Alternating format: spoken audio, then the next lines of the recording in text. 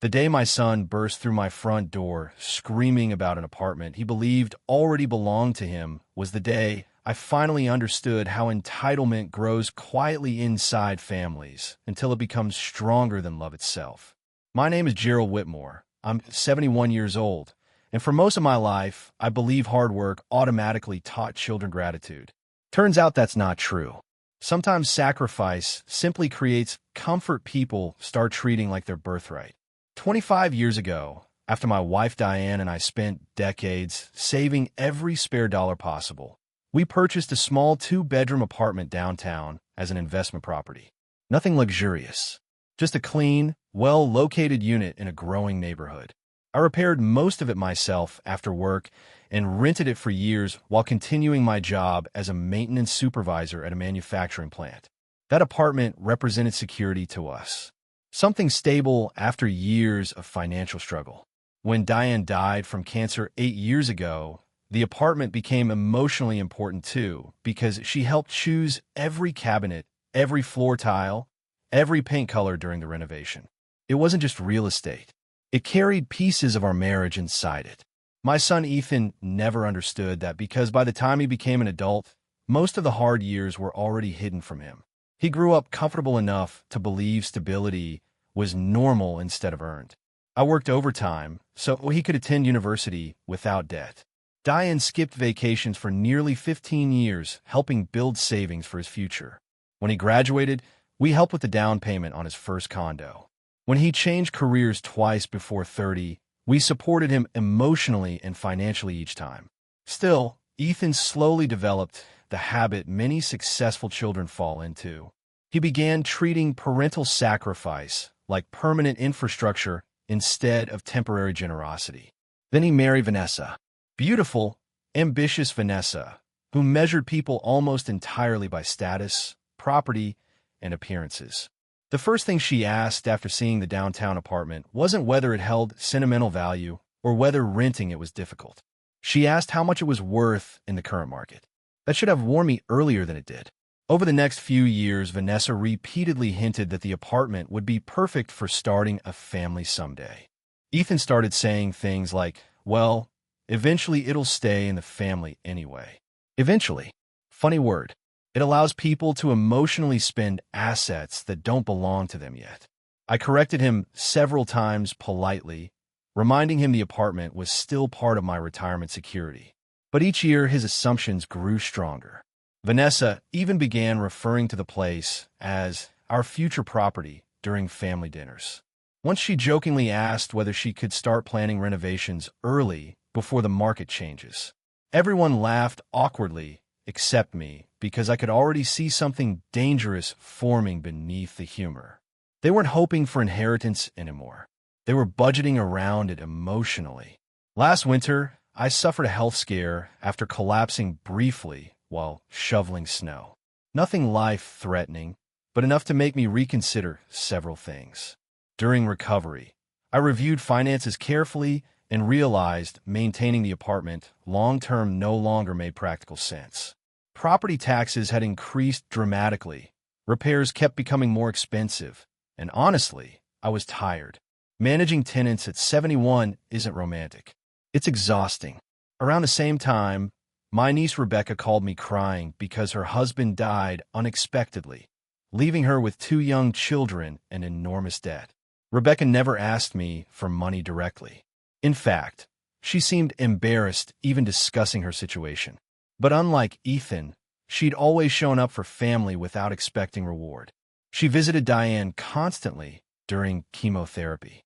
She helped organize meals after the funeral. She checked on me regularly long after everyone else returned to normal life. So after weeks of thought, I made my decision.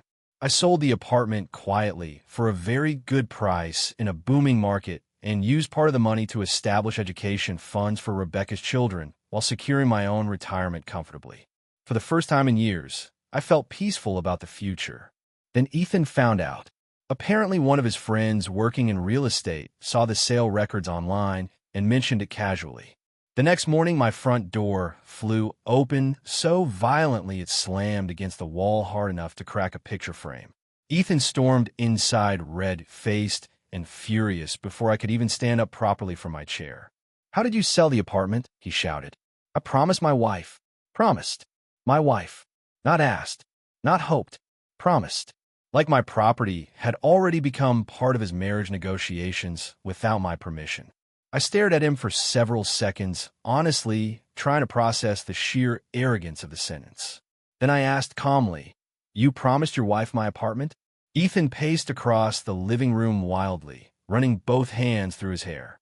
"You knew we were planning around that place," he snapped. Vanessa already started talking to designers. Designers. For an apartment they never owned. I asked whether either of them had ever discussed purchasing it for me. He looked genuinely confused by the question. Why would we buy it? It was obviously supposed to stay in the family.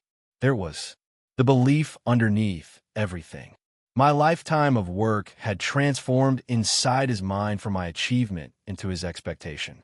I reminded him that I was still alive, still paying taxes, still maintaining the property, and still entirely entitled to decide what happened with it. Ethan's face hardened immediately. "So you just sold our future without even warning us?"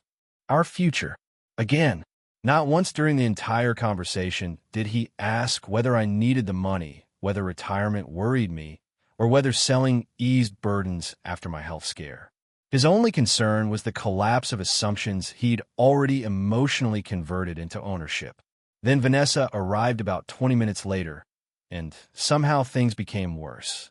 She entered my house without greeting me and immediately started demanding explanations like an angry customer confronting a dishonest business partner. "Do you realize what this does to our plans?" she said sharply. I answered, "No, because strangely enough, nobody included me in plans involving my own property." She ignored the point completely. "We already told people we'd eventually move there after having children." Told people. Public promises built entirely on private entitlement. Then she delivered the sentence that permanently changed my relationship with both of them. "Honestly, this feels incredibly selfish at your age." Selfish. After 45 years of labor. After helping Ethan financially his entire adult life. After funding opportunities one never received myself. Suddenly protecting my own retirement security was selfish because it interfered with their luxury expectations. Ethan didn't defend me. He just stood beside her silently, which somehow hurt more than yelling would have. I walked slowly toward the hallway cabinet, removed a folder containing financial documents, and placed it on the table. Inside were records showing every major financial contribution Diane and I had made toward Ethan's life since age 18. Tuition payments, condo assistance, emergency loans never repaid, wedding contributions, career transition support. The total exceeded $300,000. Ethan stared at the numbers in silence, while Vanessa looked increasingly uncomfortable. Then I said something I should have said years earlier. Parents helping children build lives is generosity. Children building futures around assets they didn't earn is entitlement. The room went completely quiet. For the first time since entering my house, Ethan looked uncertain instead of angry. But Vanessa doubled down immediately. "Families are supposed to leave things to their children," she argued. I answered calmly, "Families are also supposed to respect people while they're still alive." That landed harder than shouting ever could, because deep down they both knew the truth. Over time, they'd stopped seeing me as a person with autonomy and started viewing me as temporary management standing between them and future assets. Ethan eventually asked where the money went. I told him part secure my retirement and part help Rebecca's children after their father died. The second I mentioned Rebecca, Vanessa laughed bitterly and said, "So strangers matter more than your own son now?" Strangers. That's what she called the woman who spent months helping Diane through cancer treatments while Ethan skipped several hospital visits because work conferences felt more important. I looked directly at my son then and asked quietly, "When your mother was dying, who sat beside her every Tuesday during chemotherapy?" Ethan lowered his eyes immediately because he knew the answer wasn't him. It was Rebecca. Grief has a way of revealing who truly values family when there's nothing material to gain. Vanessa finally realized the conversation wasn't going her way and switched tactics completely. Suddenly, she started crying, claiming they'd built dreams around the apartment.